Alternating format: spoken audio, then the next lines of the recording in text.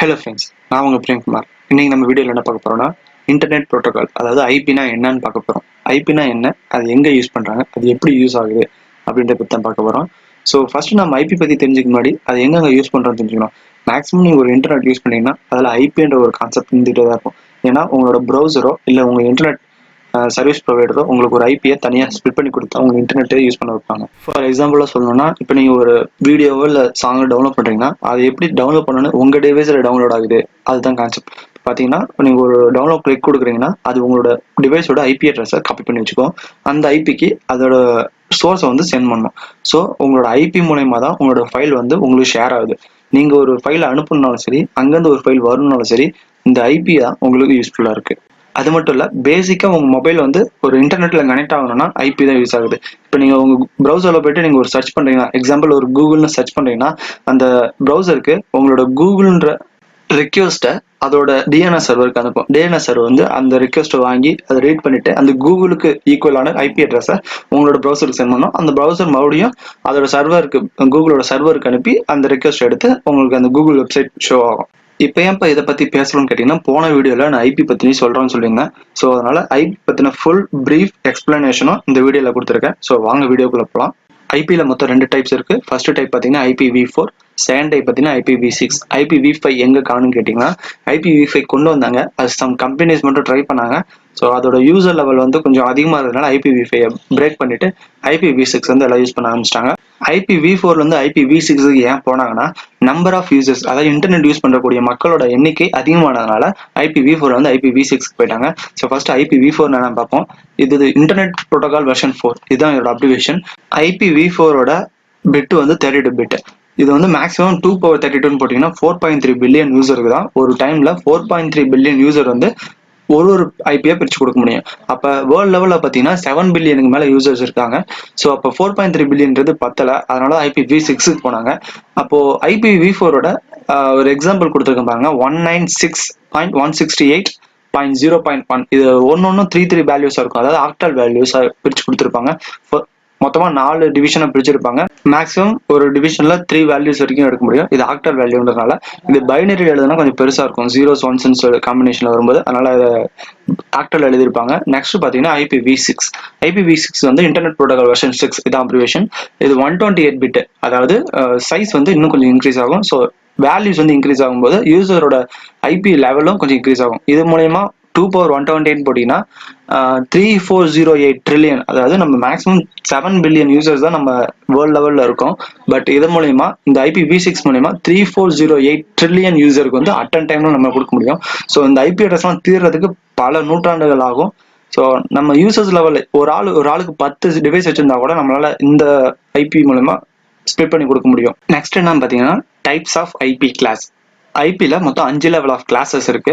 First level வந்து A class. ஏ வந்து 1 to 126 value start ஆகும். இதில் 16 மில்லியன் ஹோஸ்ட் கொடுக்கலாம். இது வந்து 4 ஆக்டல் வேல்யூஸாக பிரிச்சிருப்பாங்க. எப்படின்னு பார்த்தீங்கன்னா, first octal value net ID கொடுத்துருப்பாங்க. அடுத்த 3 ஹோஸ்ட் ஐடி கொடுத்துருப்பாங்க. நெக்ஸ்ட் என்ன பார்த்தீங்கன்னா கிளாஸ் பி. கிளாஸ் பியோட ஸ்டார்டிங் வேல்யூ பார்த்தீங்கன்னா 128லேருந்து 191 வரைக்கும் இருக்கும்.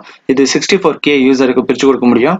ஸோ இப்போ இதில் ஃபர்ஸ்ட் 2 இது வந்து நெட் ஐடிக்கும், அடுத்த 2 ஆக்டல் வேல்யூ வந்து ஹோஸ்ட் ஐடிக்கும் பிரித்து கொடுத்துருப்பாங்க. அடுத்த டைப் பார்த்தீங்கன்னா கிளாஸ் சி.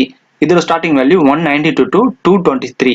இது வந்து மேக்ஸிமம் நம்ம எல்லாம் யூஸ் பண்ணிட்டு இருப்போம். நம்ம நார்மலாக யூஸ் பண்ணுற எல்லா கம்பெனிஸ் யூஸ் பண்ணுறக்கூடிய ஐபியும் அந்த கிளாஸ் சியில் தான் இருக்கும். இது 192லேருந்து 223 வரைக்கும் ஆரம்பிக்குது. இது 254 யூசருக்கு ஹோஸ்ட்டுக்கு வந்து பிரித்து கொடுக்க முடியும். இதில் வந்து ஃபர்ஸ்ட் 3 ஆக்டல் வேல்யூ வந்து நெட் ஐடிக்கும், லாஸ்ட் 1 வேல்யூ வந்து ஹோஸ்ட் ஐடிக்கும் யூஸ் பண்ணியிருப்பாங்க. நெக்ஸ்ட் பார்த்தீங்கன்னா கிளாஸ் டி. இது 224லேருந்து 239. இது வந்து மல்டி காஸ்டிங் யூஸ் பண்ணிட்டு இருக்காங்க. மேக்ஸிமம் யாரும் நார்மல் யூசர்ஸ் யூஸ் பண்ணுறது இல்லை. லாஸ்ட் பார்த்தீங்கன்னா கிளாஸ் இ. இது வந்து ரிசர்வ் கிளாஸ். வந்து இது வந்து ஃபுல்லாக ரிசர்ச்சுக்கு மட்டும் யூஸ் பண்ணுவாங்க. நார்மல் யூசருக்கு யாரும் பிரித்து கொடுக்கல. ஸோ இது ஃபுல் அண்ட் ஃபுல்லி ரிசர்ச் ஓரியன்டாக போயிட்டு இருக்கு. உங்கள் டிவைஸில் இருக்க ஐபி அட்ரஸ் எந்த கிளாஸை சேர்ந்தது கண்டுபிடிக்கணும்னா, ஃபர்ஸ்ட் நீங்கள் உங்களோட சப்நெட் மாஸ்க்கை நீங்கள் சப்நெட் மாஸ்க் பார்த்தீங்கன்னா, ஃபர்ஸ்ட் இருக்க வேல்யூ 255 இருந்து அடுத்த 3 வேல்யூ 0 இருந்ததுன்னா அது கிளாஸ் ஏ ஐபி அட்ரஸ். அதே கிளாஸ் பி எப்படி கண்டுபிடிக்கணும்னா, ஃபர்ஸ்ட் 2 வேல்யூ 255 இருக்கும், அடுத்த 2 வேல்யூ 00 இருந்ததுன்னா அது கிளாஸ் பி ஐபி அட்ரஸ்.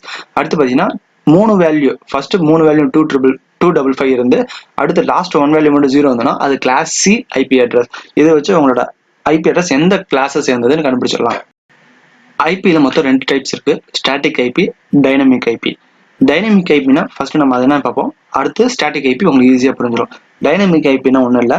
நீங்கள் இப்போ ஒரு மொபைல் வச்சிருக்கீங்கன்னா உங்கள் மொபைலில் டிஃபால்ட்டாகவே டிஹெச்சிபின்னு சொல்லிட்டு ஒரு ப்ரோட்டோகால் இருக்கும். அந்த ப்ரோட்டோகால் ஆட்டோமேட்டிக்காக ஒரு டைனமிக் ஐபியை கிரியேட் பண்ணி கொடுக்கும். எப்போன்னு பார்த்தீங்கன்னா, இப்போ நீங்கள் உங்கள் சிம் கார்டு மூலியமா நீங்கள் ஒரு நெட் கனெக்ட் பண்ணுறீங்கன்னா உங்களோட ஐஎஸ்பி இன்டர்நெட் சர்வீஸ் ப்ரொவைடர் வந்து உங்களுக்குன்னு ஒரு ஐபியை பிரித்து கொடுப்பாங்க.